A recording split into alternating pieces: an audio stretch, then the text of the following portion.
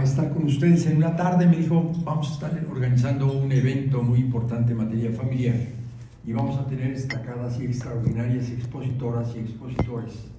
Y te invitamos. Le dije, bueno, me voy a inscribir, voy a tomar las clases para aprender de los amigos jóvenes. No, me dice, pero yo te voy a invitar para que sea un cierre. Y un cierre siempre simbólico, encierra muchas cosas.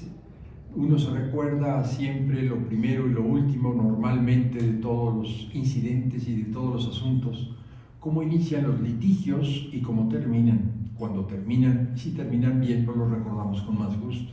Pero si no terminan bien, entonces sí tenemos problemas. El doctor Carbonell hacía la reflexión, él daba Derecho Constitucional, es uno de los constitucionalistas más importantes de México y de América Latina y de Iberoamérica. Y nosotros dábamos Derecho Civil, Derecho de Familia, Derecho Procesal Civil. Y nos encontrábamos y nada más nos reuníamos a la hora de las cervezas en Veracruz, con calor, después de haber dado clases 5 horas y hacer un viaje en ocasiones en avión, cuando nos iba bien y alcanzábamos a ir en avión, y si no en coche hacíamos un recorrido de la Ciudad de México hasta allá. Mi suerte fue de que lo conocí yo hace muchísimos años con el doctor Jorge Carpizo, los colegas del Instituto de Investigaciones Jurídicas. Hicimos una amistad respetuosa, extraordinaria, no convivimos mucho, sino era en los pasajes y en los hoteles y en los restaurantes, pero no convivíamos en muchos actos porque él estaba enfocado básicamente a la materia constitucional y yo estaba enfocado a la materia civil, que era mi área. Yo era jefe del área de Derecho Privado en el Instituto de Investigaciones Jurídicas, siendo un instituto eminentemente de teóricos del derecho constitucional, de la teoría del Estado, del derecho internacional, y había pocos civilistas, y entonces porque había pocos civilistas me encargaban a mí la materia de civil. No porque fuera yo el más calificado, porque había gente muy destacada, pero no quería tener esa responsabilidad de atender los temas relacionados con el derecho privado. El derecho es una materia muy flexible, que está sufriendo cambios, que va a sufrir más cambios, que nosotros veremos un nuevo derecho a partir de la entrada en vigor de esta nueva reforma de carácter constitucional que va a cambiar totalmente la impartición de justicia. El presidente Andrés Manuel López Obrador tenía una inquietud, la sigue teniendo la jefa del país, la presidenta Claudia Sheinbaum, de que se acerque la justicia a la población. Yo creo que eventos como estos que realiza en forma altruista el doctor Carbonell ayudan a difundir criterios, enseñanzas, errores y problemas que se van presentando en nuestro país de una manera en que no todos los mexicanos alcanzan a tener una dimensión correcta de lo que debe ser el derecho, de cómo debe ser aplicado el derecho y lo que nos hubiera gustado de que fueran los sistemas de justicia. Cuando uno tiene la oportunidad, como yo la tuve, realmente un privilegio de ser un investigador en jurídicas, tuve el hecho de conocer muchos textos, muchas obras, de conocer la jurisprudencia, de conocer las resoluciones de los tribunales internacionales, y eso fue formando mi criterio de que algo había pasado en México realmente, que había sido un estancamiento en el derecho privado. El derecho de familia, con mucho sufrimiento, se va separando del derecho civil. Hay quien sostiene que es todavía parte del derecho civil, pero nosotros creemos que esa rama autónoma con su propia problemática pues es tan importante como lo fue en su momento el propio derecho civil. Y creemos que lo que más le pega a la gente, lo que está más cerca de la gente, es lo que más afecta a las personas, porque si tiene un problema dentro del derecho de familia, lo va a marcar de por vida, y si no se soluciona satisfactoriamente, le va a dejar una huella, como un lastre que va a ir con él el resto de su vida. A mí me impresionó muchísimo un maestro grande, un maestro respetado, que venía de Oaxaca, y era un hombre, yo creo que inmensamente culto, que había sido incluso magistrado del Tribunal Superior de Justicia, y por una resolución y un comentario que había hecho fue expulsado del Tribunal Superior de Justicia de magistrado, y después fue magistrado en Morelos y en otras partes. Él era un oaxaqueño extraordinario. y escribe su tesis doctoral, cuando las tesis doctorales nosotros tardábamos muchos años en realizarlas por la dificultad para obtener la información para acceder a libros y a textos. Recuerden que el doctor Carbonell, que es mucho más joven que yo, y yo, pues teníamos problemas para adquirir textos del extranjero. Mi acercamiento al Instituto de Investigaciones Jurídicas es porque ellos sí tenían los textos y no se importaban en una época textos, lo único que teníamos era lo que hacía Púrroga, y la única posibilidad de informarnos era pues un congreso que se realizaban anualmente, y conocer sentencias de tribunales era algo impensable. Ahora ya vemos las sentencias y con nuestro celular traducimos en forma automática una sentencia de un tribunal de Japón, de otros países.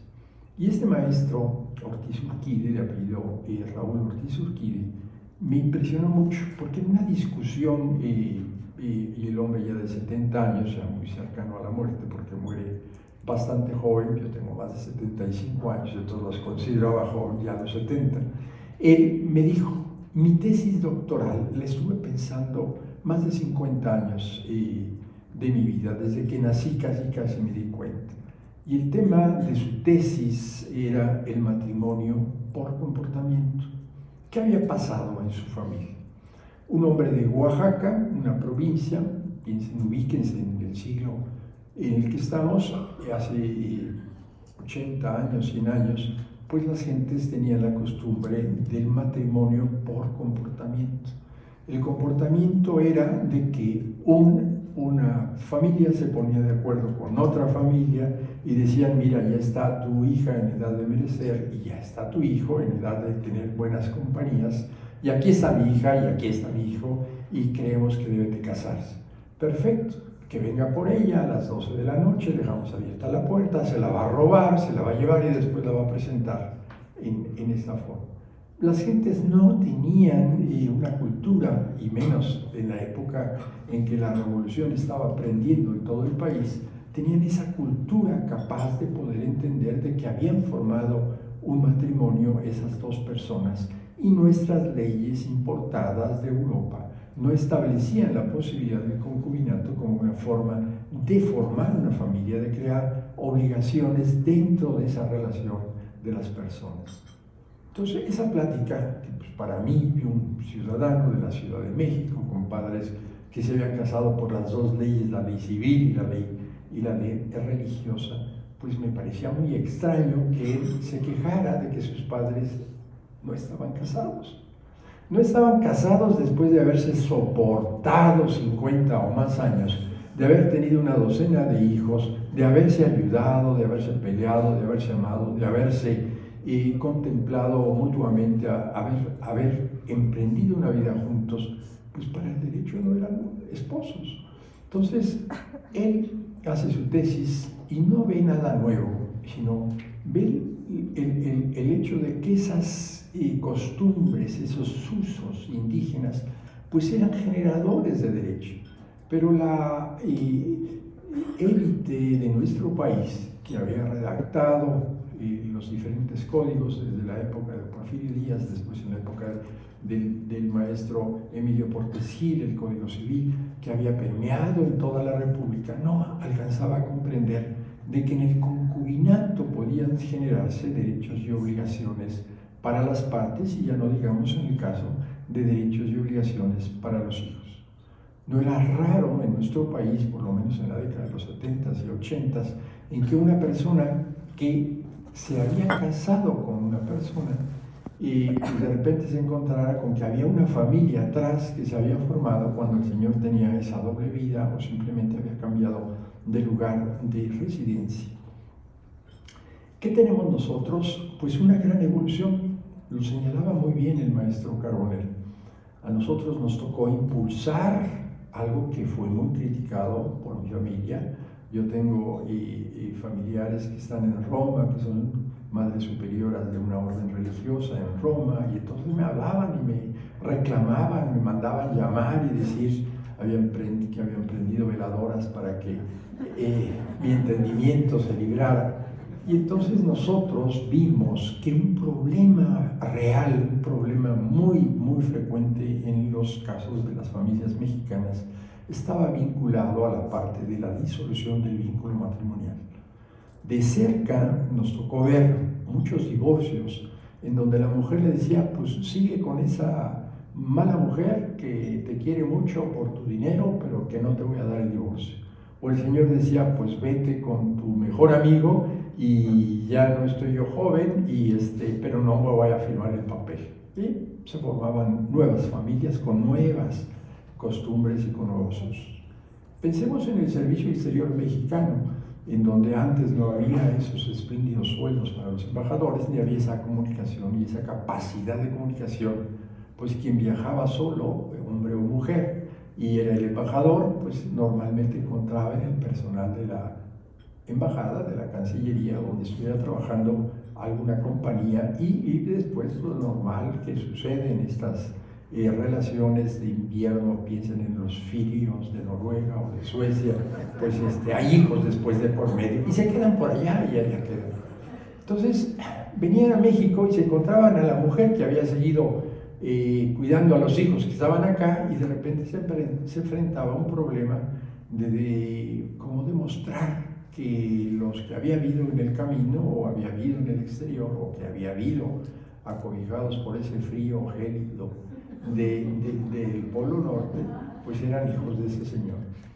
A nosotros nos tocó ver eso, el problema de demostrar que sí era hijo de ese señor o que no era hijo de ese señor, que había que pedir y reclamar la herencia, que había derechos hereditarios, y en nuestros códigos, quienes son estudiosos del derecho familiar lo saben perfectamente aquí, que pues había un porcentaje inferior si era hijo de una relación extramatrimonial o ajena a esa relación que el Estado mexicano aceptaba como perfectamente válida.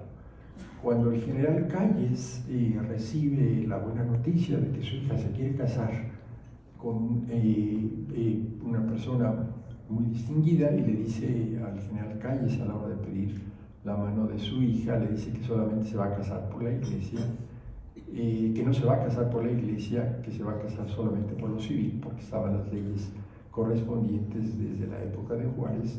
Pues el general Calles dice, no, mi hija no es una cualquiera como para casarse por la iglesia, nada, por lo civil, tiene que casarse por la iglesia y a la catedral.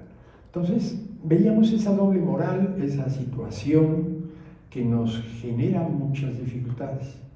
Pensemos en el personaje político de nuestro país que quieran ustedes, y alguien de su familia tuvo alguna vez algún problema de tipo familiar. A mí me toca ver y promover, y por eso en mi experiencia en el derecho familiar, las dificultades que había en el caso del divorcio. Cualquiera que hubiera pasado por un divorcio sabe a qué estaba sometido: al estrés del fracaso, al luto que significa que esa relación que había iniciado con una fiesta, como una gran celebración de tipo familiar y como una celebración de amigos, en un momento determinado se convertía en un fracaso, y el problema principal de los hijos era decirles a sus padres que se iban a divorciar y que iban a colocar las cosas en una situación de stand-by o de prueba en términos generales. Por eso promovimos el divorcio sin causa, no sin recibir una gran crítica.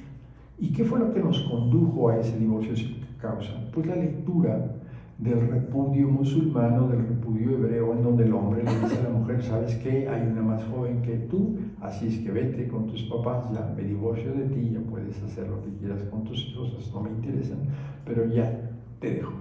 Y esa equivalencia de la mujer que le pudiera decir: ¿sabes qué? Vete con tu mamá porque tienes mamitis, ya no te quiero, no se podía hacer. Entonces dijimos, con un profesor que daba clases en la Facultad de Derecho, dijimos: ¿por qué no adoptamos esa costumbre judía del repudio para que aquí las mujeres le puedan decir al galán que ya no está tan galán, que hay otro galán en camino y que pues ahí nos vemos y yo quiero divorciar? Entonces, cuando logramos eliminar esos juicios de divorcio en donde había que probar la infidelidad, la incompatibilidad de caracteres, que ya era así como algo muy extraordinario, empezamos a decir, ¿para qué metemos las causales? Eran 17 causales más muchas más que encontraban los grandes maestros que por ahí aparecían. Entonces dijimos, si el matrimonio es la voluntad de unas personas, que el divorcio sea la voluntad de esas mismas personas. ¿Por qué? Porque ya estoy hasta aquí de ti, que cualquiera de los dos le pudiera decir a la otra parte. Pero como siempre, el maldito dinero se presenta y entonces la parte patrimonial es lo que importa. Así un ministro, colega de nosotros decía, ¿y quién se queda con el perrito? Pues a veces era el problema principal de ver quién se quedaba con la mascota, quién se quedaba con la casa, quién se quedaba con los bienes, con las acciones, con la bicicleta, con la membresía del club y todas esas cuestiones. Yo creo que mucho de esto ha cambiado. La relación de sus abuelos y de sus padres, la tía divorciada era una mala mujer porque estaba pecado, porque se había divorciado, y el tío divorciado pues había que llevarlo al convento porque no podía hacer otra cosa. Yo creo que todo eso ha cambiado y nosotros hemos aceptado incluso esas situaciones. Cuando en una campaña electoral alguno de los candidatos le presentaban a los hermanos que había tenido su papá y lo presentaban como para decir, bueno, ya están los hermanos, la gente dijo, ¿y cuál es el problema? Ya no vemos esos problemas importantes. Esa parte del divorcio, de demostrar que no había el cumplimiento, por ejemplo, del débito conyugal, pues ¿cómo lo demostrábamos?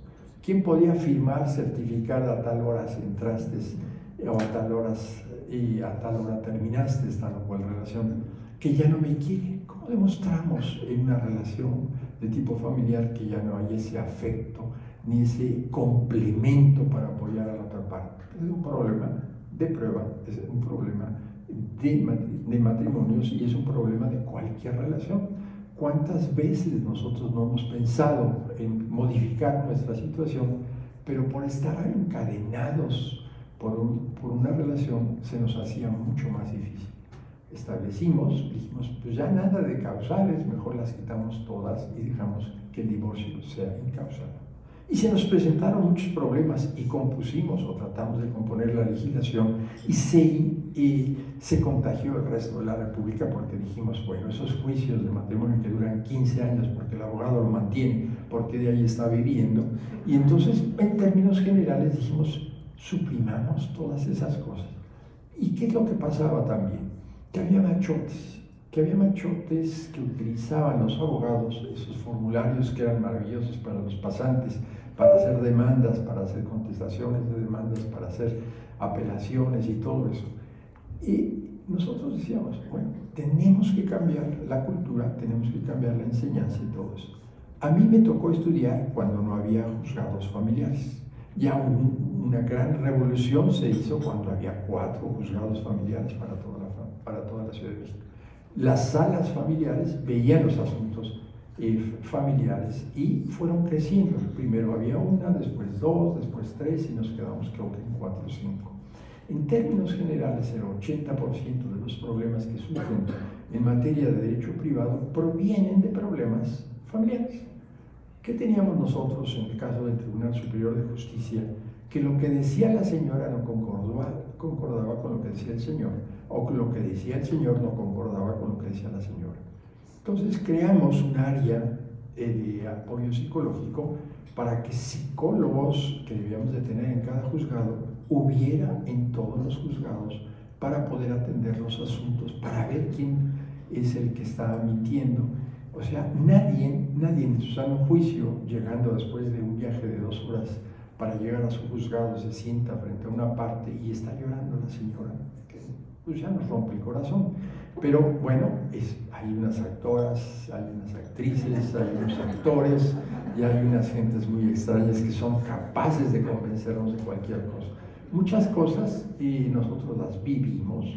Recuerdo una señora que me lleva a su hijo todo sucio, con los pantalones rotos y los zapatos que le apretaban, el niño llorando, pues claro, le había puesto ropa de su hermano menor para ver que el marido no le daba para la ropa.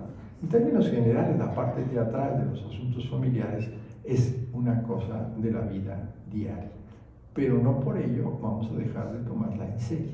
El problema es probar. ¿Y cómo probamos? Tu palabra contra mi palabra. Recuerden ustedes, en la Biblia hay un caso muy hermoso que nos describe de una dama que es casada, bellísima, pues casada y siendo la codicia de todos, pues dos rabinos la ven no mal y entonces pues le piden ciertos favores. Ella dice: no, yo soy fiel a mi esposo, váyase a volar. Y los dos dicen que vieron a la señora estar en relaciones pues íntimas con esa persona y va a haber el problema de que la van a apedrear. Y entonces acuden al hombre más viejo y el hombre más viejo dice: ver, no el más viejo, pero sí el más joven, el rey David, dice: a ver, separemos a estos dos rabinos y a ver, ¿bajo qué árbol estaba la señora? No, pues que era un plátano como los que se dan en esa parte de Israel, y el otro no, era un roble grande, por separado, dicen los dos que habían acusado a la señora de haberla visto. Pues hay una gran diferencia entre ver una palmera y ver un roble en términos generales. ¿Qué es lo que vemos en estos casos? Lo mismo que vimos también en aquella disputa de un niño de quién es la madre. Vamos a cortarlo en dos, a ver, córtenlo en dos, divídanselo en un pedazo cada uno. Y la que dijo que no lo dividieran, que no le hicieran daño al niño, no era la mamá, pero era la mamá psicológica, porque se trata de una narración en la cual dos prostitutas se disputan al niño. Una que ya había dejado el oficio por el tiempo de haberlo ejercido, y la otra que le había encargado a la primera el cuidado del niño. Y el niño ¿con quién había crecido? ¿Con quién estaba más apegado al niño? ¿Quién quería al niño por quitárselo a la otra? Pues la verdadera madre, la madre biológica, pero la madre real no era la biológica, y entonces le entregan el niño no a la madre biológica, sino a la madre real, diríamos, a la madre psicológica, a la madre que había cogido al niño. Es un problema de pruebas. Una demanda en alguna ocasión nos llega a nosotros en la cual la señora decía que necesitaba casi 2 millones de pesos mensuales de pensión alimenticia. Y dijimos: asma. Yo creo que esta se quedó con los números de las cifras del peso mexicano en la época de la devaluación del presidente López Portillo, pero no, nos dijo: es que necesito esto, y esto, y esto, y esto, y esto. Casi necesitaba un avión o un helicóptero para hacer viajes dentro de la Ciudad de México. Bueno, pues sí, uno lo puede necesitar, pero de que lo tengas que tener, pues está muy raro, por más dinero que tenga. ¿Qué necesitamos? ¿Qué son los alimentos? ¿Será lo mismo que un niño estudie, una niña, un joven, una jovencita, estudie en una universidad pública que en el Centro Carbonell? Pues yo creo que hay una gran diferencia, que va a tener calidad y aquí va a tener que pagar seguramente su colegiatura. En el otro lugar, pues, o en una de estas universidades que no cobran. Yo creo que es mucho, depende de la educación. Si la niña siempre ha vivido con tutor, con tutriz, con profesor de piano, con profesor de idiomas, que ha viajado al extranjero y de repente la avientan a una escuela pública, pues le va a causar un trauma psicológico. Si el niño está acostumbrado a que lo lleven en el Mercedes-Benz con el chofer, se baje y deja al niño en la escuela y de repente lo quieres mandar en un Uber o en un taxi, pues el niño se va a afectar psicológicamente. ¿Qué es lo que tenemos que demostrar para ver cuánto necesitas de pensión alimenticia? No es lo mismo vivir en Tlatelolco, yo viví en Tlatelolco alguna época en que trabajé en relaciones exteriores, que vivir en Las Lomas. No es lo mismo que me pueda meter a la alberca con agua tibia en las mañanas para hacer mi ejercicio, a que vaya a Chapultepec a nadar en el lago de Chapultepec un ratito, que me caiga ahí de esto. Pero en fin, bueno, les tengo un texto que es el que voy a leer porque el doctor Carbonell me dijo que teníamos 1 hora y rápidamente vamos a tratar de resolver algunas de las dudas. Lo primero que tengo que hacer es ser agradecido. Por lo tanto, agradezco esta invitación a este Congreso de Derecho Familiar que ha organizado tan exitosamente el doctor Carbonell en este centro de estudios que afortunadamente lleva su nombre.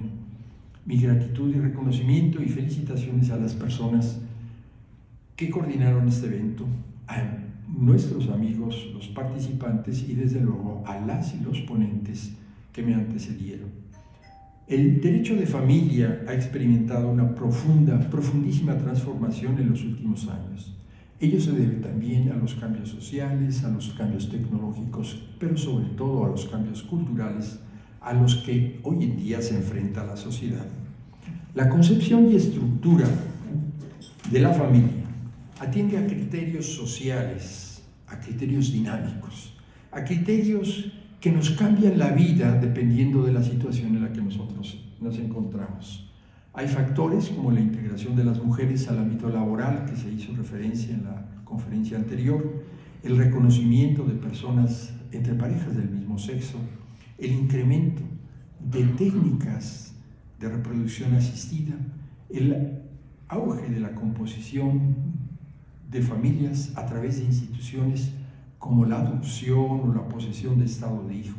Son algunos de los muchos ejemplos que nos permiten vislumbrar y que nos permiten resolver los asuntos cuando acudimos a los famosos juzgados familiares. Las significativas variaciones dentro de esta realidad social, como la que hemos enunciado, tiene repercusiones, tiene grandes repercusiones en el sistema jurídico y en la paz social, ya que para los legisladores significa tener que ajustar todos y cada uno de los códigos de las entidades legislativas a una nueva realidad. Por el contrario, ustedes, los operadores jurídicos, tienen que realizar interpretaciones amplias, pero sobre todo llenar los vacíos legales y ver los operadores jurídicos con sus sentencias que se traduzcan en una verdadera protección favorable para las familias. En lo que concierne al tema que nos ocupa, el derecho de familia cobra una relevancia fundamental en la materia probatoria, porque es necesario que el conjunto de pruebas que son ofrecidas por los justiciables y todas aquellas que el juzgador ordena de oficio le permiten a determinado grado de confirmación o determinado grado de probabilidad de que las posiciones y los documentos aportados durante el proceso sean verdaderos, pues de otra forma concluimos con sentencias en las que se expresan y se justifican decisiones judiciales que no del todo son adecuadas. La prueba en el derecho de familia conlleva un compromiso con la averiguación de la verdad. Sin embargo, esta materia concurren ciertos factores de orden público que permiten en la materia familiar flexibilizar las reglas procesales.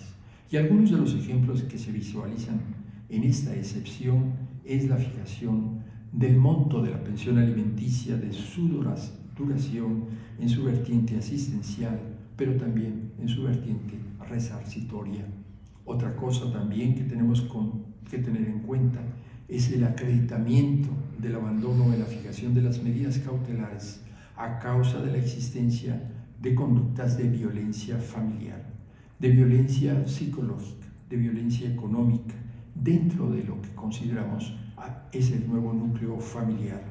Ahora bien, en aras de comprender todas las problemáticas probatorias que existen en el derecho de familia, me permito presentar algunas de las sentencias más significativas que se emitieron por la primera sala de la Suprema Corte de Justicia de la Nación, pues me parece que en cierta medida ilustran la valoración probatoria que, si bien constituye un tema de legalidad, también es cierto que existen casos que, de acuerdo con sus propias circunstancias particulares, pueden actualizar un tema de constitucionalidad y de convencionalidad, ello siempre en aras de determinar si los organismos colegiados han revisado lo dispuesto por la Corte en relación con los protocolos para juzgar con perspectiva ya sea de género, ya sea de infancia o ya de discapacidad, en aras de buscar un equilibrio procesal y garantizar el acceso de la justicia en condiciones de igualdad. El primer caso al que haré referencia muy rápidamente es el amparo directo en revisión, que es el 3319 del 2016. Aquí tenemos una dama, una mujer, que demanda el pago de una pensión alimenticia. Demanda el pago de una pensión alimenticia y el cumplimiento de un convenio que había celebrado con su concubino. El juez de lo familiar dicta sentencia en la que condena al hombre al pago de una pensión alimenticia definitiva a favor de la concubina y se le absolvió de la que fue convenida por ellos. Tanto la mujer como el hombre apelan la determinación, la sala confirma la sentencia impugnada y el hombre promueve un juicio de amparo directo en el que sostuvo que la relación de concubinato había concluido mucho tiempo atrás y como podía desprenderse del convenio que había presentado y de otras pruebas, por lo que no le podía condenar el juez al pago de alimentos.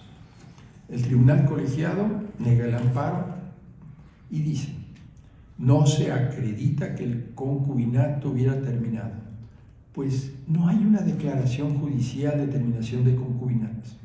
Las partes, si bien comparten domicilio, la mujer recibía cantidades mensuales que el hombre le daba de conformidad con el artículo 291 bis del Código Civil de la Ciudad de México. El hombre interpone un recurso de revisión en la Suprema Corte. En él alega que no puede considerarse que sea necesario que exista siempre una declaración judicial de terminación de concubinato, pues a pesar de vivir juntos y por voluntad de ambos, compartían el mismo techo. Desde hacía años ya no tenía ninguna relación íntima entre ellos. Es más, cada uno sostenía sus relaciones en forma individual.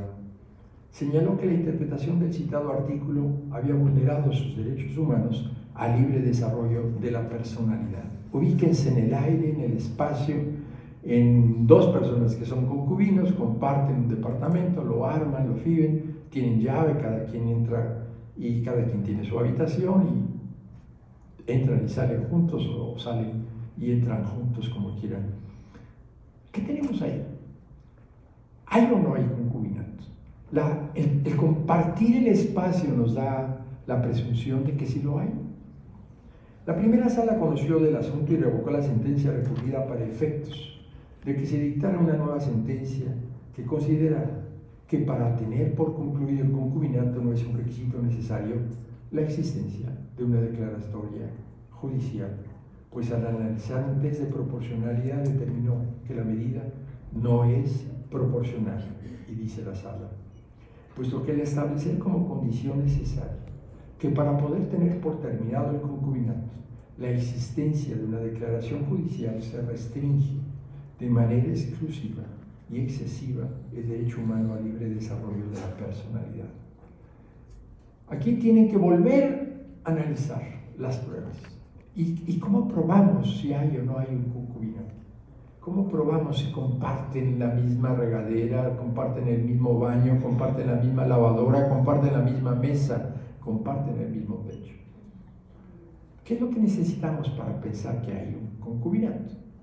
Si el hombre dice, ya no soy hombre, sino soy otra cosa y tengo mi pareja del mismo sexo, o si la señora dice, ya no soy la pareja de este señor, sino tengo mi propia pareja, o tengo otra pareja distinta. ¿Cómo probamos eso? ¿Cómo probamos que el hombre tiene la obligación de proporcionar alimentos cuando es piloto aviador y viaja a Frankfurt, Alemania, cada semana? Y allá pues está un rato, viene acá y tiene su compañía, lo va a recibir la señora y viven juntos. ¿Cómo probamos si hay esa relación? Es por la intención, por la voluntad, por el trato. Eso es lo que nos va a dar a nosotros, por lo menos a la gente que los vea de la mano, a la gente que los vea pagar juntos una cuenta, a la gente que los vea bailar, salir y pasear. Pues hay una relación que lo va a obligar a él o a ella, porque también hay casos de mujeres que tienen al joven que es su pareja en cierto sentido para acompañarlo a cierto tipo de eventos, pues que puede darnos la presunción de que son pareja. No porque tenga yo un anillo que me regaló mi amiga, ya por eso me voy a hacer su pareja, pero si yo voy al banco y abro una cuenta mancomunada y los dos sacamos y metemos dinero, Si los dos compartimos el mismo número de cuenta en el Palacio de Hierro y hacemos la compra de nuestras cosas, si los dos vamos al chequeo médico para aprovechar el viaje, para no contaminar mucho, al ABC una vez al año, ¿somos concubinos o no somos concubinos? Piensen en los estudiantes que vienen de provincia. Aquí me encontré con un amigo de Veracruz, que vienen a estudiar a la Ciudad de México alguna cuestión, una carrera extraña, cinematografía, computación, lo que ustedes quieren, y por estrechez económica comparten un departamento y hasta comparten ropa porque son del mismo tamaño. No sabemos si ropa interior o no, pero sí sabemos que los trajes los comparten las mismas cosas, se prestan el coche, se ponen los zapatos, son amigos, son fraternalmente amigos. ¿Podremos implementar que son pareja? Si uno de ellos tiene la fortuna de entrar como secretario de Estudio y Cuenta de los próximos ministros y gana bien, y el otro no encuentra trabajo porque pues no es de muchas luces, es más flojo, es medio romántico, escribe poesía, pinta y duerme mucho. Y entonces cuando el que trabaja en la corte le avisa que va a tener un matrimonio y que lo va a invitar y que su padrino de bodas va a ser él, y el otro le dice, ¿me vas a dejar? Pues sí, y a ver si te buscas un lugar porque mi novia ya se viene a vivir conmigo. ¿Cómo podríamos probar que fueron concubinos? Si aceptamos el matrimonio de personas del mismo sexo, ¿qué nos demuestra o qué nos dice si eran pareja o no eran pareja? No sabemos, es un problema de prueba, pruébenlo. Nadie pone por escrito lo que no quiere que el día de mañana por eso lo dejábamos en los árboles, el corazoncito, una J y una H, pero no da para más. Pero pruébenlo, demanden alimentos. Pues yo creo que hay muchos problemas de por medio. Bueno, esa es la tarea que les queda a ustedes. Otro precedente importante es el amparo en revisión 331 del 2019. Aquí, un señor demanda a la madre de su hija de 2 años, 8 meses de edad, la guarda y custodia. Hubo un ejemplo muy bonito que puso la doctora, que me antecedió. La declaración judicial de que tiene mejores condiciones para ejercitarla. Y además le pide al juez que fije una pensión alimenticia para la niña, a la madre de la niña. ¿Qué tenemos aquí? Yo conozco directoras de bancos que pues ganan más que el hombre y pues, a lo mejor el hombre es el que cambia los pañales y no los cambia muy bien, es otro problema no aprendido, pero en términos generales, el hombre reclama la guardia y custodia de la niña. Si la mujer tiene muchas obligaciones, viaja mucho, está muy dedicada a la política o al mundo de la farándula, pues tiene horarios distintos de los que tendría un niño. La jueza de lo familiar de conocimiento resuelve que la guardia y custodia provisional de la menor de edad queda a favor de la madre y no del padre. Esto de conformidad con lo que establece el artículo 282, apartado B, fracción segunda, párrafo tercero del Código Civil, ya que el padre no refirió actos de violencia de la madre contra el niño. En contra de esta determinación, el padre, por su propio derecho y en representación de su hija, promueve un juicio de amparo indirecto. El señor argumenta que la jueza de lo familiar no señaló un régimen de visitas y convivencias que debe de haber entre el padre y el hijo y la hija. Aplica la norma señalando, sin considerar que fue la madre denunciada por violencia familiar, pero también por sustracción de menores y que no tenía un domicilio cierto, porque la madre pues no quería darle el domicilio en donde iba a vivir, que tenía varias residencias porque tenía más dinero que el señor. Él reclama la inconstitucionalidad del artículo 282, inciso B, fracción segunda, párrafo tercero del Código Civil, por ser contrario a la igualdad y a la no discriminación, a la libre determinación de los hijos que se desea tener y sobre todo a lo que se hizo referencia al interés superior de la infancia. ¿En manos de quién dejamos a la niña? Una niña de 2 años, piensen, la madre del mundo artístico, la madre que tiene que hacer giras, la madre que nada más le quiere quitar al niño o a la niña porque pues es una forma de venganza, es una mercancía de cambio, es un pleito personal, te voy a quitar a tu hijo o a tu hija. El padre señala que la norma no admitía una interpretación conforme porque, por sí misma, privilegiaba en automático que los menores de 12 años deben de permanecer con su madre. El juzgado de distrito de conocimiento concede el amparo respecto a la resolución de la jueza de lo familiar y lo negó en relación con la inconstitucionalidad de la norma planteada. Como fundamento, el juzgado retoma los pronunciamientos de la Corte en relación con la constitucionalidad de las normas que confieren a la madre de menores de 12 años de edad su guarda y custodia, y añadió que existe una identificación total de los hijos y las madres por la satisfacción de sus necesidades elementales y por el protagonismo de las madres en la conformación de la personalidad de los hijos durante esas primeras etapas de su vida, durante esas etapas de su tierna infancia. El padre, otra vez, interpone un recurso de revisión a través del cual insiste en la inconstitucionalidad de la norma por ser contrarias a los artículos 1 y 4 constitucionales. Además, señala que la norma es sexista y que no atiende a la realidad social de nuestro país. La Corte atrae el asunto, asume la competencia originaria, dado que el juzgado hizo referencia a precedentes emitidos por la primera sala. La primera sala revoca la sentencia recurrida porque, a partir de una nueva reflexión sobre la norma impugnada, concluye que la presunción de idoneidad de las madres para detentar la guardia y custodia de niños menores de 12 años, contenida en el artículo que hemos mencionado, es inconstitucional al vulnerar el principio del interés superior del menor y de la niñez y el principio de igualdad y no discriminación. Esta resolución es fundamental, porque darle a las mujeres la guarda y custodia de los niños es adicionarles una obligación que no necesariamente tienen. Pero también discrimina al padre, porque a lo mejor el padre es en ocasiones menor. Este problema lo tendríamos más marcadamente si estuviéramos en presencia de una pareja del mismo sexo que ha contraído matrimonio en donde hay dos mujeres y hay dos madres en términos generales. ¿A cuál se la vamos a dar? O una pareja del mismo sexo, de dos varones que han adoptado o a través de un procedimiento de inseminación artificial, proporcionando la semilla que va a permitir la vida de una criatura nueva, pues tienen un hijo en común.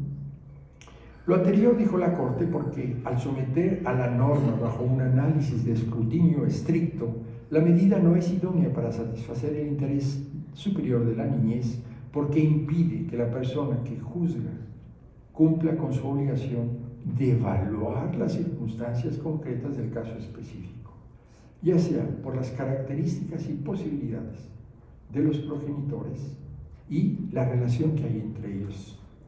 Por otra parte, la norma genera una distinción en función de una categoría sospechosa, que es el género.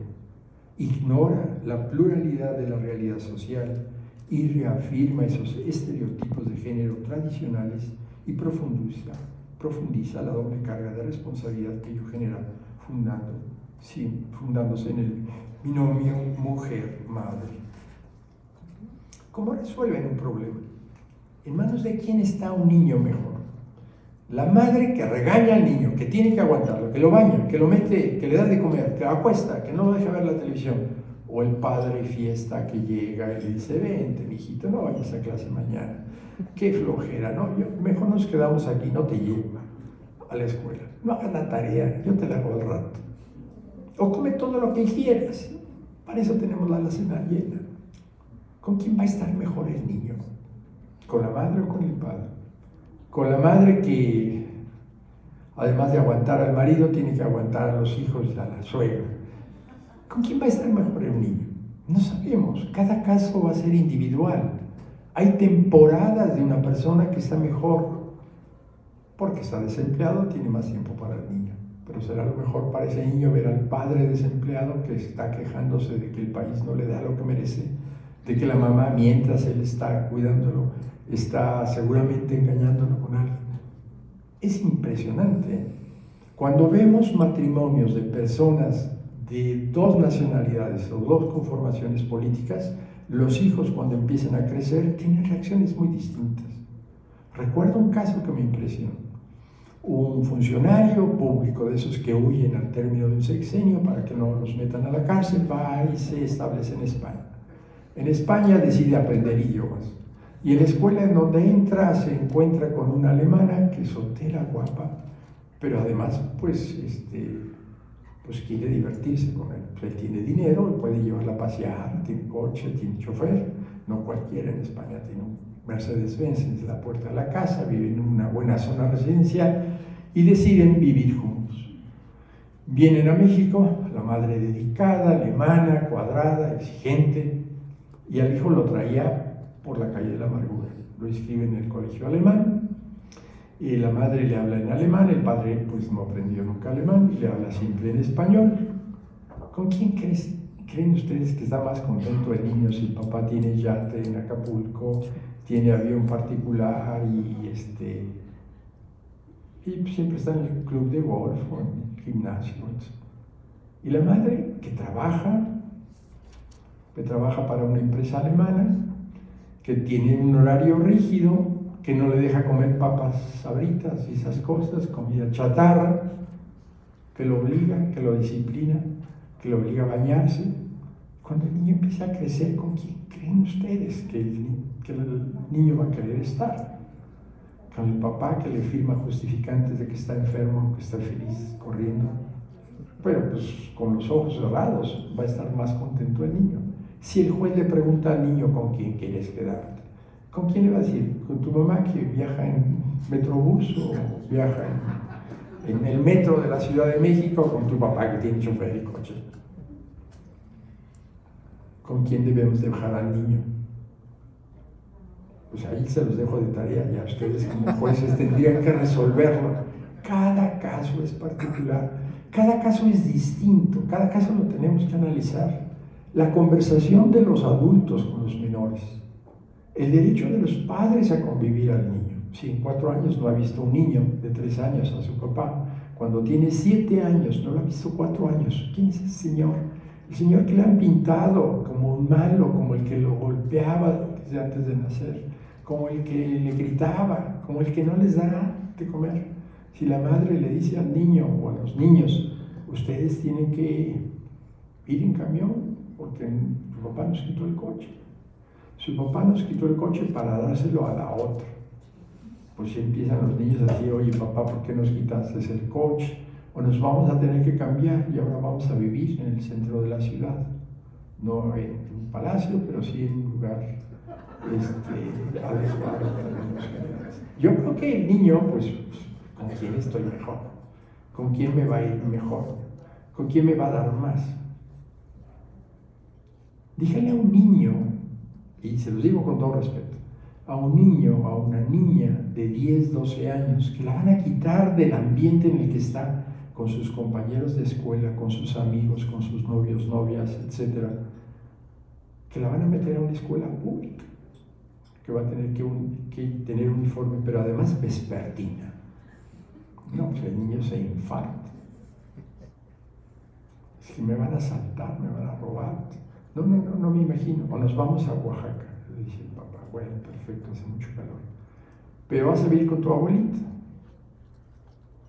Y tu abuelita no habla español. Así es que o aprendes zapoteco o no te van a dar nada. Otra resolución interesante es un juicio de amparo el 9 del 2021, en donde un hombre y una mujer contraen matrimonio. Podían ser 2 hombres o podían ser 2 mujeres. Nosotros hemos sido muy evolucionados en los últimos años. Posteriormente, de forma voluntaria, deciden disolver el vínculo, para lo cual celebran un convenio de divorcio. Dentro de otras cláusulas se dispuso que las partes, el padre se obligaba a donar a sus hijos, nacidos dentro del matrimonio, la propiedad de un bien inmueble, debiéndose constituir un usufructo vitalicio en favor de la madre, y además se pacta que la guardia y custodia de los hijos en ese momento que eran menores de edad, queda en favor de la madre. Hasta aquí todo parece que va bien. Imagínense una casa en un campo de golf, en donde el padre dice: mira, ya no te aguanto, estás envejeciendo y yo me estoy rejuveneciendo, pero además mis colaboradoras están mejor que tú, vamos a divorciarnos. La otra, que le dice, si la otra no tiene los estudios, tiene el temor del fracaso en un divorcio, le dice: pues sí, lo que quieras. Llega el notario, firman un convenio, se lo van a presentar al juez, y un convenio de divorcio. Te quedas con la casa, pero la propiedad se la dejo a mis hijos. A ti te dejó el usufructo vitalicio. Con motivo del juicio de divorcio voluntario, ya no era necesario, nosotros hemos ido evolucionando al respecto, se declaró judicialmente la validez del convenio con algunas modificaciones y se dicta una sentencia de esas que todos esperan, de divorcio. Luego, con el ánimo de cumplir con sus cláusulas, las partes celebran los respectivos contratos de donación, es decir, vamos ante el notario, firmamos la donación del bien a favor de los niños, del usufructo y las reglas. Dentro del análisis del caso se advierte que se da cumplimiento al convenio antes referido, formalizando la donación de escritura pública en el cual el donante transmite la propiedad del inmueble a sus menores hijos. Sin embargo, en dicho convenio, una de las cláusulas establecía una serie de condiciones para la madre de los menores, las cuales citamos textualmente: que se quede soltera, que no reciban visitas masculinas en su casa de no ser parientes de ella, que no contraiga matrimonio, que no habite más que con sus hijos. De estas condiciones invisibles para los ojos de muchos abogados, pero sobre todo, lamentablemente también de muchos juzgadores, se encontraba la normalización de las condiciones posteriores al matrimonio. Estas condiciones podrían ser consideradas por nuestras feministas como degradantes, como indignas, pero que suelen ser el común denominador en muchas contiendas de divorcio. La pobre se casó con el rico y la mujer pues tiene que apechugar para no cambiar su nivel de vida. Es por eso que este tribunal, la Corte, decidió que era importante pronunciarse sobre el imperativo constitucional de que incluso en aquellos actos que se celebran fundándolos en la autonomía de la voluntad y la libertad de contratación que puede haber entre particulares, se haga válido y efectivo el contenido axiológico del parámetro de control de regularidad constitucional. Como sostuvo la primera sala en el amparo directo en revisión 5234 del 2014, es cierto que las normas de derecho civil presuponen la igualdad de capacidad y condiciones entre las partes contratantes para poder suscribir una relación jurídica y todas y absolutamente todas las consecuencias de que de las mismas se desprendan.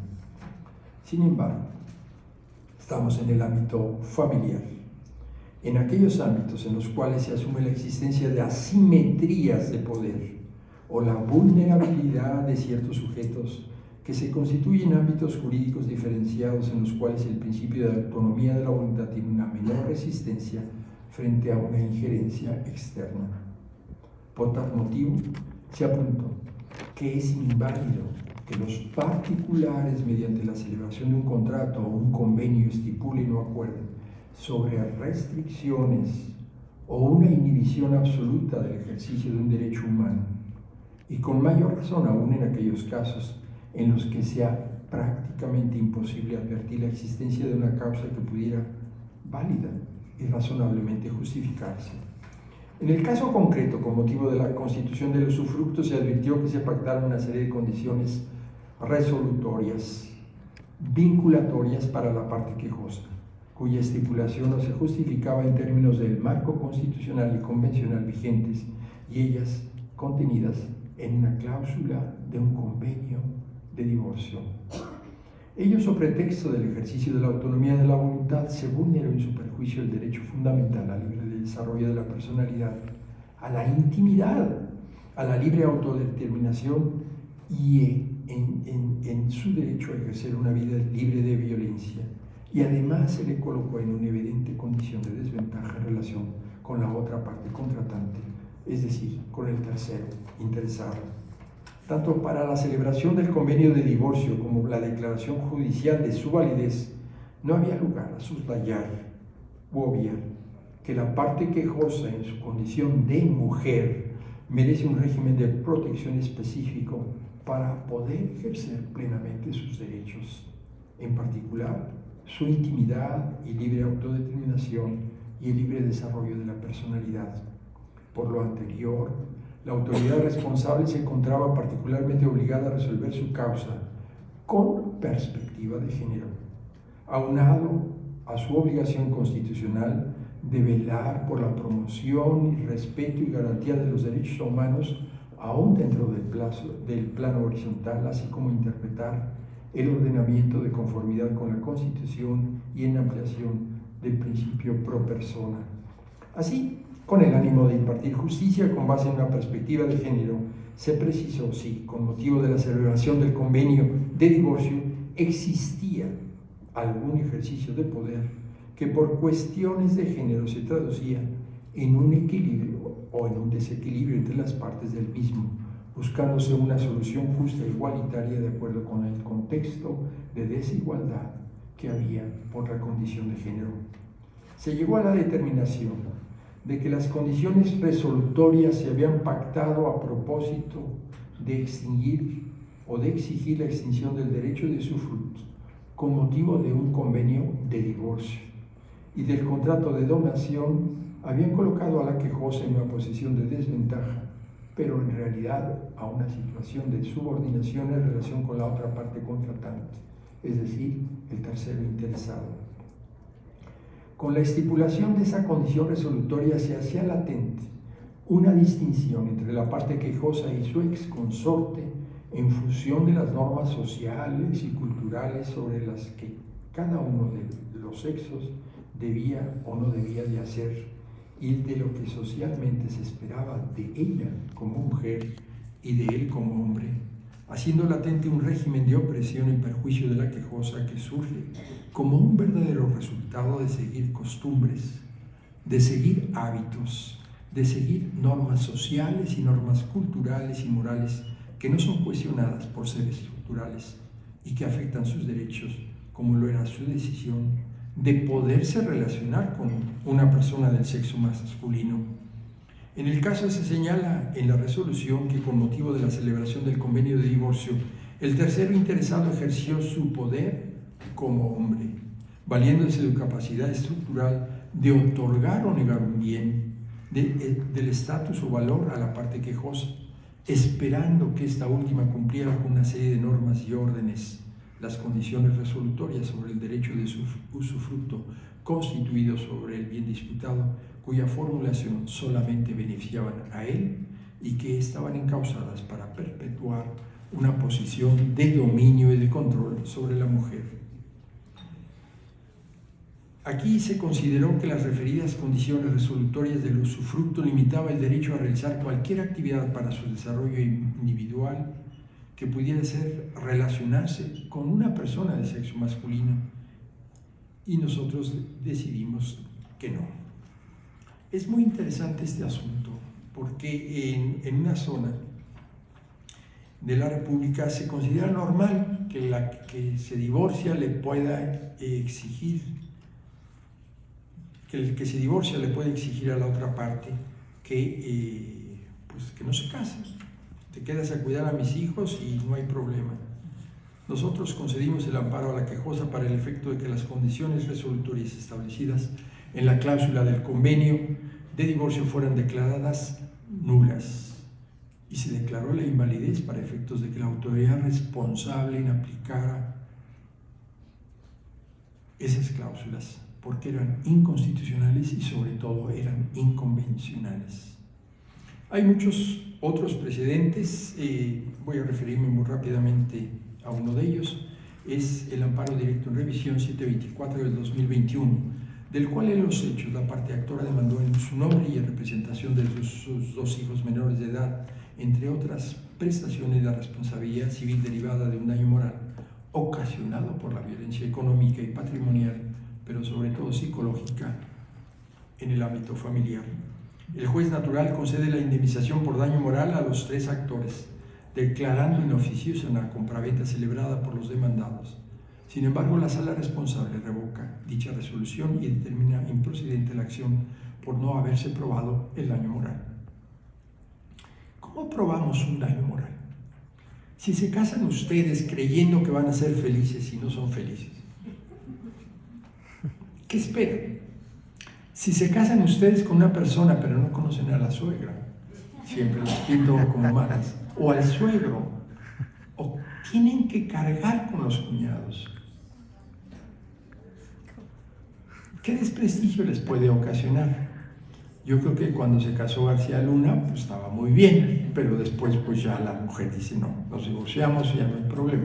Pero los familiares, ¿cómo probamos ese daño moral? Yo ahorita venía reflexionando con el doctor Carbonell sobre la cuestión de la responsabilidad civil de los médicos. ¿Cómo probamos que afectó la cabeza de una persona? O sea, no solamente dándole un batazo a alguien le afectamos la cabeza, también empezamos a cercenar. Imagínense ustedes una mujer que recibe mañana, tarde y noche de parte de su esposo: estás cada día más fea, estás muy gorda, no sirves para nada, nadie te quiere. La primera vez se va a reír, le va a decir a ti tampoco, pero mañana, tarde y noche. Me corrieron del trabajo por tu culpa. ¿Cómo afectamos moralmente? Normalmente se ve que el marido se va con una más joven, pero si se va con una más grande, ¿no creen que afecta psicológicamente a la persona? Te voy a dejar porque me voy a casar con tu mamá, porque ella se encuentra aquí. Bueno, puede ser, ¿no? Enviudó y dejó la lana que quería yo en la herencia. ¿Cómo vemos eso? Imagínense ustedes una relación familiar en donde una persona es judía, muy respetable, y la otra es totalmente atea. ¿Qué vamos a hacer el viernes en la tarde? Yo quiero mandar a mi hijo con los legionarios de Cristo. Y la señora dice, no, un momento, yo los quiero mandar a una escuela laica, al colegio alemán. ¿Cómo resolvemos eso? Yo no los quiero mandar a la escuela, yo quiero enseñarles aquí en la casa. Yo quiero vivir en Acapulco, no, yo quiero vivir en Cancún. ¿Cómo lo resolvemos? Bueno, depende si vas a vivir en un club de golf, no hay problema, pero si vas a vivir en una unidad habitacional de la CTM en Veracruz, no creo que sea igual que vivir en Punta Diamante. Yo creo que hay muchas cosas que ver. Y a mí me había invitado el maestro, espero que me vuelva a invitar otra vez, pero es muy problemático, es muy difícil. A mí me tocó muy cerca y nosotros creamos un centro de mediación en el Tribunal Superior porque creemos que los abogados hacemos mucho daño en los asuntos familiares. Lo primero que hacemos es deposíteme tanto para que estudie su asunto.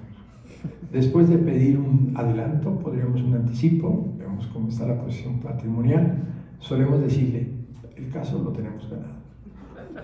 Aquí en México, ahora, y pronto va a ser un poco más difícil predecir, a menos de que tengan una credencial de un partido político determinado, pero ¿cómo garantizamos que tenemos el éxito? Lo primero que tenemos que ver es que el cliente le miente al abogado. La que empezó la pelea fue ella, o no fue él, y le dice al abogado, no, estaba leyendo el periódico, el diario oficial, lo estaba viendo en Mañanera y me dio un sartenazo. ¿Cómo probamos quién fue el que inició la agresión? Es que invitó a su mamá y es la causa del problema. Se quedó a vivir con nosotros. Bueno, ahí está la prueba. Un departamento de 34 metros por más espacio, pues siempre van a ver o están los cuñados, se vinieron a vivir porque nos quieren mucho y no pueden vivir sin nosotros. Yo creo que hay mucho que demostrar. Nosotros creamos en el Tribunal Superior de Justicia de la Ciudad de México un centro de mediación, pero algo que nos ayudó muchísimo. Las madres decían, es que el padre cuando tiene convivencias, pues es muy cariñoso con los niños, o con la niña, y la niña ya tiene 15 años y no quiere ver al papá. Entonces creamos un centro de una casa de convivencia y filmábamos las reacciones de los niños cuando veían a los padres. Y lo más doloroso fue cuando nos tocó ver a un presidente de la República querer ver a sus hijos, que la hija no lo quería ver y el hijo sí. Entonces el presidente de la República llega con su silla, o expresidente de la República llega en su silla de ruedas y se le salían las lágrimas a él porque la hija no lo quería ver. Y entonces, bueno, necesitan terapia todos, necesitan una terapia familiar, una terapia de grupo, necesitan decirse las verdades, pero también la intención y la voluntad de querer resolver el problema. Nosotros pudimos modificar la legislación para hacer el divorcio encausado, para aceptar la posibilidad de los matrimonios de personas del mismo sexo. Hicimos la posibilidad de que hubiera la adopción de personas de matrimonios del mismo sexo. Hicimos mucho, trabajamos mucho para que se conociera y se legislara en materia de inseminación artificial en términos generales para la protección de menores, del reconocimiento de relaciones de concubino y de concubina temporales. Hay quienes nada más se ven los días 15 y bueno, la pasan muy bien, van a bailar y después van a otro lado, pero se crea una relación, un compromiso, tiene derecho a una indemnización, hay las expectativas de un matrimonio. ¿Quién rompe la relación de una boda que ya se repartieron las invitaciones, ya se reciben los regalos, ya está programada la luna de miel? ¿Quién es el que provoca el rompimiento? Imagínense una persona que se va a casar y le dice el muchacho o a la muchacha, mi mamá nos va a acompañar a la luna de miel. Bueno, podría ser el papá y mi papá y mi mamá. No, mis cuñados van con nosotros. Bueno, pues esa es, pues no, así no me caso, o no me caso si vamos a tener que vivir en Nueva York, o vamos a tener que vivir en tal parte. No sabemos. Todo va a ser un problema de pruebas, y las pruebas son muy interesantes. ¿Quién las tiene que aportar? ¿Quién las tiene que valorar? ¿Contra quién podemos utilizar las pruebas que son? Y les cuento una confidencia. Un distinguido servidor público decide casarse, tiene familia, etcétera, pero de repente la mujer lo deja y le dice, ¿sabes qué? Eres muy priista, entonces el partido dominante, tú ves al presidente como tu Dios y ya siempre estás hablando de él, ya estoy harta de ti.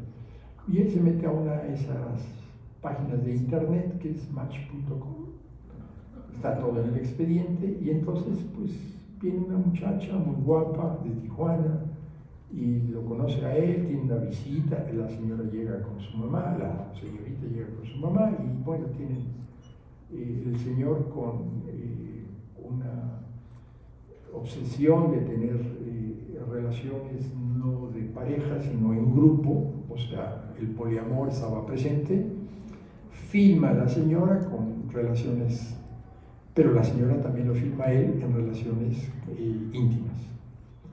La prueba había que analizarla. A ver, ese tipo de orgías modernas, en términos generales, que da causa a un rompimiento en un momento determinado. ¿Quién es el culpable? ¿Quién es el responsable? ¿Quién invitó?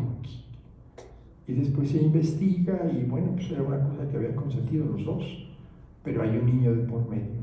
Y hay un niño de por medio en una situación en que tiene necesidad económica. ¿Quién tiene que aportar? Pues quien tenía recursos era el padre, pues que el padre aporta. Pero ¿hasta dónde le podemos exigir al padre si había los hijos del primer matrimonio que estaban estudiando en el extranjero, que le pedían mucho dinero? ¿Quién se queda en la casa? Un juicio de divorcio que tardó 12 años, que me tocó, que el señor fue desmantelando la casa día tras día, se llevó hasta los focos de la casa, porque no quería que la señora viviera en su casa, y la señora pues tenía derecho a la vivienda. El señor decía, te pago un departamento en Interlomas. Y la señora decía, no, yo quiero la casa. Lo que quería era molestar y fastidiar, en otras palabras. ¿Quién tiene la causa, la culpa, perdón, en términos generales? ¿Quién debe de pagar? ¿Hasta dónde vamos a pagar? La mayoría de las personas, cuando vislumbran un posible rompimiento, se colocan en una situación de insolvencia para no tener que pagar en términos generales o para que no les quiten. ¿De quién es el patrimonio que se genera? ¿Hasta dónde en una relación de concubinato vamos a repartir los bienes? ¿Qué bienes? Si una persona es la que aporta sus conocimientos y sus relaciones, pero otro es el que hace la talacha, el otro es el que guarda, el otro el que recibe. Tuvimos un caso muy interesante de dos jovencitos que habían estudiado en la Universidad Iberoamericana y Administración de Empresas. Los dos se van a estudiar en Pensilvania, estudian en Wharton, es una escuela en donde estudió Colosio. Llegan a México los dos a trabajar en el sector financiero, en dos compañías, las dos bastante importantes. El cuate, en términos generales, cambiaba de coche a cada rato, tenía toda la colección de Rolex que se puede tener, viajaba en primera, la muchacha ahorraba todo, cada vez que le pagaban una cantidad importante, cada año compraba una propiedad, etc. Y a los 7, 8 años que se plantea el divorcio, dice, estamos casados en sociedad conyugal, y en la sociedad conyugal debe de haber la división de los bienes. Uno había gastado alegremente las mismas cantidades que había recibido, y la otra lo había guardado, había aportado para el mantenimiento del hogar, se vivía en su departamento y todo eso. Y entonces el muchacho dice, pues ya no quiero trabajar, vamos a divorciarnos, me das la mitad de lo que tú guardaste. ¿Cómo probaba ella que habían ganado lo mismo, pero habían gastado distinto? Que uno había invertido y ella había invertido en bienes y había creado y había hecho buenos negocios, etc. Y el otro pues, había cambiado de coche deportivo, había tenido un BMW 840, habían importado 3 en México, estamos hablando de coches de varios millones de pesos, lo había chocado, etc. Uno vestía solamente con trajes cortados a la medida, hechos en Londres. Ella compraba en Suburbia, guapa, no necesitaba vestir muy elegantemente, pero ¿cómo repartimos la lana? Ahí se los dejo, les dejo muchas inquietudes y sobre todo algo muy importante.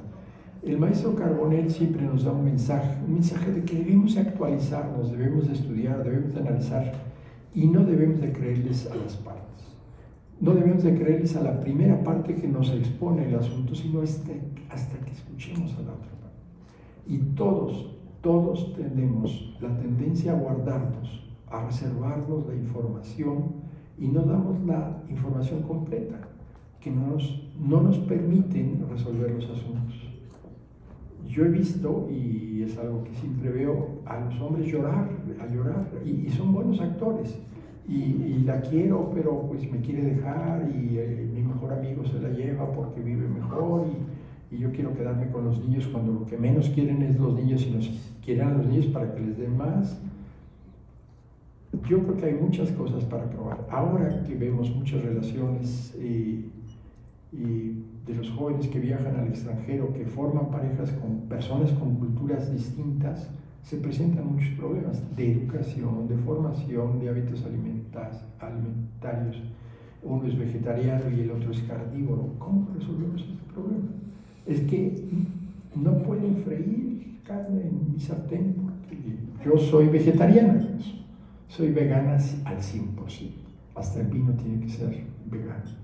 O yo soy kosher porque soy muy respetuoso de los usos y las tradiciones judías y tiene que ser comida kosher. Y la otra no, la otra come puerco, desayuna puerco y cena puerco. Entonces, hasta el olor en términos generales puede ser causa de un divorcio. Aquí lo importante es la parte probatoria. En manos de quién está el niño, a veces ni del padre ni de la madre. Nosotros resolvimos en alguna ocasión en la sala familiar que el niño lo mejor que podía hacer era no estar con los padres, sí con los abuelos, y los abuelos paternos, ni siquiera los maternos. Entonces, a veces no, esa ecuación que nos ponen esto o esto, a lo mejor ni eso. En un asunto muy interesante, en donde dos gentes de una posición económica muy desahogada, que vivían en las lomas, que el papá quería que fuera al Liceo Franco-Mexicano y la mamá quería que fuera al Colegio Moderno Americano, dos instituciones muy respetables. tenían distinta nacionalidad. Cuando dijimos nosotros en la sala que se fuera a una escuela pública, los dos se pusieron de acuerdo, porque veían en el hecho del desprestigio social que iban a tener en sus familias de que su hijo fuera a una escuela pública y no fuera ni al colegio americano ni al liceo franco-mexicano. Algo que nos ayudó mucho, yo creo que en la sala, cuando estuvimos casi más de 10 años, era escuchar a las partes, pero a las partes involucradas, a los niños no los escuchamos. Y entonces creamos todo un ambiente para que se pudieran escuchar a los niños, a los papás, a las mamás, a los primos, a los vecinos, etc., a la gente que convivía con ellos, inclusive a los maestros de las escuelas. Mandábamos a una persona a platicar con el maestro del niño qué problemas tiene, de qué habla, por qué ese niño tiene esas conductas suicidas en un momento determinado, ese adolescente en una situación. Aquí le señalaban que los niños son hasta 18 años, esa garantía que tienen. Algún juez de lo familiar, en el caso de la Ciudad de México, ordenaba, un juez de la Ciudad de México ordenaba, en un caso familiar, pues que no era necesario, decía no es necesario escuchar al menor. Y el juez, el colegiado, resolvió que había que escuchar al menor. El problema que tenía el juez es que el menor tenía 7, 8 meses de edad y pues el juez nos decía pues va a estar muy difícil que escuche al menor. Entonces no lo hagamos en forma automática y escuchemos a las partes. Y muchas gracias, maestro Carbonell. Espero algún día traerles una lista de los asuntos que vamos resolviendo y que hemos resuelto en la Corte, que son muy interesantes, son problemas de tipo familiar. Y hemos sentado mucha jurisprudencia en favor de las personas, hemos visto los aspectos familiares, y que yo quiero cambiarme el nombre. También es algo que hicimos en el caso de la Ciudad de México, la facilidad de rectificar las actas, los procedimientos para que no se llamara de tal cosa. Yo que el quitarles el apellido paterno cuando el padre nunca les había dado nada, el facilitar que los niños pudieran suprimir los apellidos, incluso cambiar los apellidos del padre biológico por el padre que en un momento dado los había acogido, porque el niño se sentía más. Y ese fue un caso muy interesante de un niño que nace en una relación de matrimonio y la señora pues se divorcia, se separa, la abandonan, forma otra relación y hay alguien que acoge al niño y pues el niño nos va y nos pide a nosotros que quería tener los apellidos del padre de acogimiento, porque quería llamarse igual que sus hermanos, porque sus hermanos en la escuela se llamaban de una forma y él de otra forma. Y se da el trámite en el proceso en que el menor cumple los 18 años y entonces el juez dice no, ya no. Entonces en sala supliendo toda la legislación y por el interés superior de la infancia, por el tiempo en que se había hecho la solicitud, decidimos quitarle el apellido de quien, aun siendo su padre biológico, no se había comportado como un padre. Y muchas gracias, les deseo un feliz sábado, hay mucho que hacer en la Ciudad de México y diviértanse.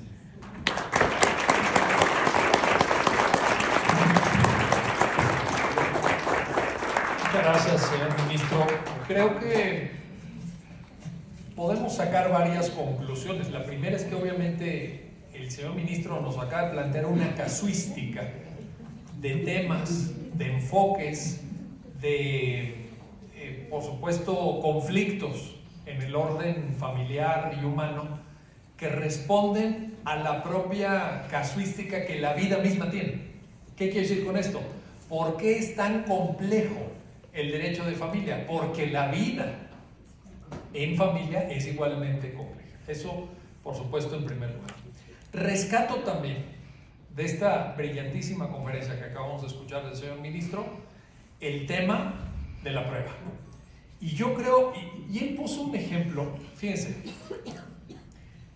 es algo que hemos platicado con varios de ustedes, porque nosotros en el centro tenemos un diplomado en Derecho de Daños, seguramente alguno de ustedes ya lo tomó, y en varios de los módulos del diplomado de Derecho de Daños sale el tema de daño moral, cómo acreditar una afectación de tu estado psíquico. ¿Cómo acreditar eso? Pues es algo que no hemos discutido, pero agrego algo más, señor ministro, que ha sido también materia de diversos pronunciamientos de la Suprema Corte. Si tienes la prueba del daño moral, se abre otra puerta no sé si más difícil, pero al menos igual de difícil, que es cómo lo cuantificas para efectos indemnizatorios. Porque una cosa es la prueba, ok, el daño moral existió, y discutamos sobre eso y cómo llegamos a esa conclusión. Pero bueno, una vez que llegaste, ok, ya lo tienes ahí. Ahora traduce eso en un quantum indemnizatorio. No está fácil, no está fácil. Y en buena medida, lo que el señor ministro plantea es de enorme importancia y actualidad, porque yo creo que todavía hoy, desde luego a las generaciones anteriores, pero probablemente incluso a los más jóvenes todavía les ha tocado una educación jurídica que, como no parte del análisis de casos prácticos como los que nos acaba de plantear, sino que es, a ver, abre tu código, ¿qué dice tal artículo? A ver, la doctrina, ¿no? Que Chiovenda dice que, qué bueno. Pues sí, pero no te enfrentan a la realidad, y cuando tú no recibes una educación jurídica basada en casos, pues no tienes el análisis fáctico. Y cuando tú tienes análisis fáctico, el tema de la prueba viene de la mano. ¿Por qué? Porque los hechos no se prueban en sí mismos, no es lo que tú me digas que pasó. La pregunta importante es ¿qué puedes probar? De lo que vas a afirmar, ¿qué puedes probar? Entonces, yo creo que lo que nos plantea el señor ministro es absolutamente importante, y en el derecho de familia, pues esta importancia, como él mismo lo señaló, se eleva a niveles estratosféricos. Antes de terminar, quiero también, haciendo referencia a sus generosas palabras, decir que en efecto, si bien es cierto, coincidíamos en esos aviones hace ya casi 30 años, en la segunda mitad de la década de los 90, para ir en ese peregrinaje académico a dar clases a Veracruz y a León y a todas partes, nos mandaron allá, al Ibero de Puebla también, por supuesto, etc. Efectivamente, pues nos hemos frecuentado con mucho espacio, pero siempre con mucho afecto, con mucha admiración de mi parte hacia él, por supuesto, uno de los grandes juristas. Y quiero por ello también decir que hay alguna probabilidad, que por supuesto lo vamos a invitar al siguiente Congreso de Derecho de Familia, eso que ni duda cabe, pero hay alguna probabilidad de que no volvamos a coincidir antes de que él, como lo ha hecho público, y lo digo porque lo ha hecho público, termine su tarea en la Suprema Corte. Probablemente la próxima vez que yo tenga el gusto de saludar a Juan Luis González Alcántara, él ya no sea ministro en funciones, sino ministro en retiro. Y en esa virtud y en esa tesitura, quiero en este momento, a nombre de todos los que participamos en el Centro Carbonell, extender mi gratitud, mi reconocimiento y mi admiración por una de las ponencias que él encabeza, pero tiene grandes colaboradores, todos lo conocemos, de la Suprema Corte. Una ponencia innovadora, vanguardista, que va a pasar a la historia del derecho mexicano como una ponencia encabezada por el señor ministro que más enseñanzas le ha dejado a este país. Hay sentencias de Juan Luis González Alcántara verdaderamente portentosas que uno lee también, y de repente también, como ahorita lo escucharon, dicen, ¿cómo se les ocurrió tanta cosa? Bueno, pues ahí está el genio, ahí está la aportación, ahí está la vanguardia, pero él lo hizo. Él no llegó a la Suprema Corte nada más a calentar el asiento o a ver qué pasaba, o en fin, o a disfrutar de la buena vida, etc. No, él llegó a trabajar. Y me consta que lo ha hecho con un ritmo, una velocidad y una intensidad igualmente admirables, porque bueno, luego platicando ahí con los colaboradores me dice que sí, es bastante intenso el trabajo, pero de todas formas se dan tiempo para dar clases en el Centro Carbonell, cosa que también agradecemos. Y por tanto yo creo que estamos ante una figura generacional, estamos ante una figura señera, ante uno de los juristas más brillantes de la historia del derecho mexicano y ante uno de los mejores ministros que se recuerde en la Suprema Corte. Y por ello es que creo que a nombre de todas y todos nosotros le vamos a dar un gran aplauso de reconocimiento y de agradecimiento.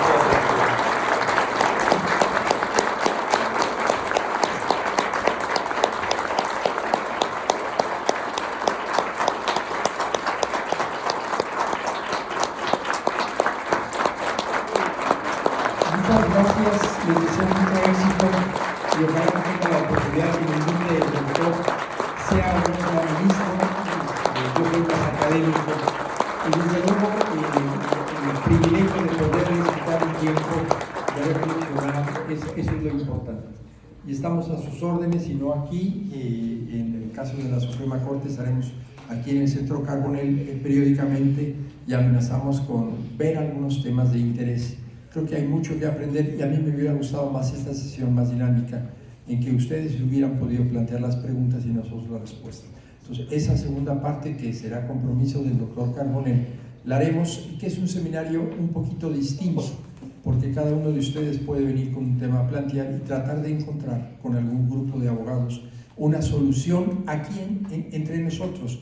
Utilizar una dinámica que usaba un maestro mío de la Universidad de Harvard, el doctor Albert Martin Sachs: traer la pregunta y llevarnos la respuesta. Quizás no la exacta y la correcta, pero sí una respuesta al caso concreto que pudiéramos plantear en materia de derecho de familia o de daños, que es un área interesantísima, poco explorada. Hemos visto mucha televisión y creemos que porque se me cayó el café de McDonald's en las piernas puedo reclamar la mitad de las acciones de McDonald's, cosas por el estilo. Decimos sí, pero nos vemos. Muchas gracias.